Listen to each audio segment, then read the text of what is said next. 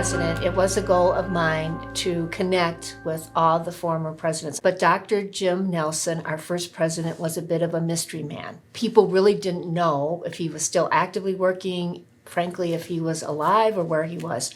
So I learned that our founding board chair, Dale Von Olin, had still been in touch with our founding president, Jim Nelson, for all these years. And it was such a delight to meet him and hear firsthand about the first 3 years of the college. Periodically, he'll write me the nicest handwritten note and say, how proud he is of the college, and it's so exciting to see, the campus and everything.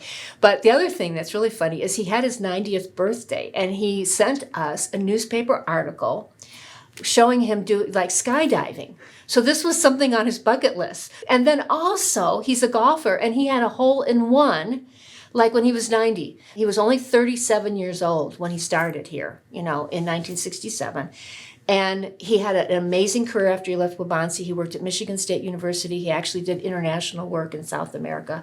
And when I met him, I was like, I can see why he was our founding college president.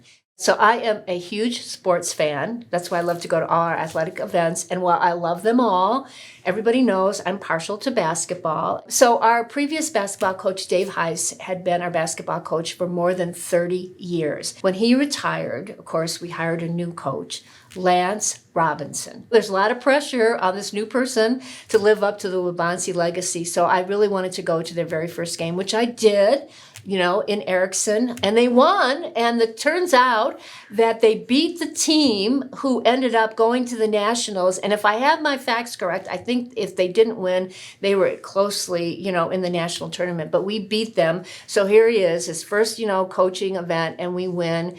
And they were so appreciative that I came that they all signed a game ball. And I have it, and I've showed it in different videos and different things, but it meant a lot to me that, I was able to be there and witness this change in, the coaching, see such an exciting game and see them win. And, it was really fun. And over the years, some of our other teams have provided me with mementos, but I've got to say that was really fun since I love basketball. I could never play basketball very well, but I absolutely love it.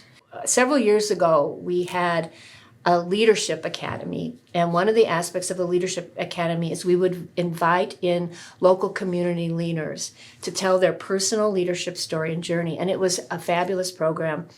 And we had lined up the speaker, and unfortunately, I can't remember his full name. I remember his first name is Tom, that lives here locally. Turns out that he carried one of the Olympic torches. He had been nominated locally by one of the service clubs that he was in. Somehow he won. He was coming to be our guest speaker, and we had no idea that he had this most amazing, funny, inspirational story about this humble person from our community ends up in London running one of the last legs, I think that's what they call it, of the, bringing the torch in. And he was so funny because he talked about, how he was trying to look like, and he was dying, was out of breath and everything. They get this torch as a memento. So he brought it, to the event. We all stood with him and took our pictures, and touched it because we were so excited. Again, it's one of those wonderful stories how here's somebody that's living and working in our community. Amazing story of service and dedication. And then he was rewarded for that by having such a pivotal role. Well, one of the great aspects of community college work in Illinois is that we all have student trustees. And so every year that I've been president, which is 20 years now, I've worked with 20 different student trustees. They come to every board meeting, they're in every executive session, they're invited to events, they're recognized, and to watch their growth in confidence and expertise and knowledge throughout the year has been absolutely a joy. And we also, the last several years, have afforded the opportunity for them to travel to Washington, D.C. with us in February for the National Legislative Summit. And so for many of our student trustees, they've never been to Washington, D.C. before. They've not had a chance to visit with congressional leaders. And so just to see Washington, D.C., see that experience through the eyes of our students has been phenomenal. I also think it is really, really exciting that two of our previous student trustees, at least two, then ran and were elected to serve on the board as an elected member. So Daniel Jaquez served with us as a student trustee, and then not too many years later, he was elected and he served a 6-year term with us. And then our current trustee and vice chair of our board, Jimmy Delgado, Gustafson Scholar, also a student trustee here. We knew him well, and now he's been elected and reelected and serves as vice chair. And I just think it's wonderful to see that community connection begin when they're student leaders and they live and work in our community and then want to run for reelection. Actually, Daniel Hawkes, one of his big things when he was a student was to get the X card. That was a particular initiative of him. So, our student ID card, X card, is directly related to Daniel's leadership when he was our student senate student trustee. I was here 12 years before I became president, so I've been here at the college a long time, and all three of my children were born while I was working here at the college. And so in those days, we were a little bit smaller, and my role was serving as the chief academic officer. And so one of my responsibilities, just like it is with our academic deans now, was to be involved in evaluating the non-tenured faculty, and part of that is doing classroom observations.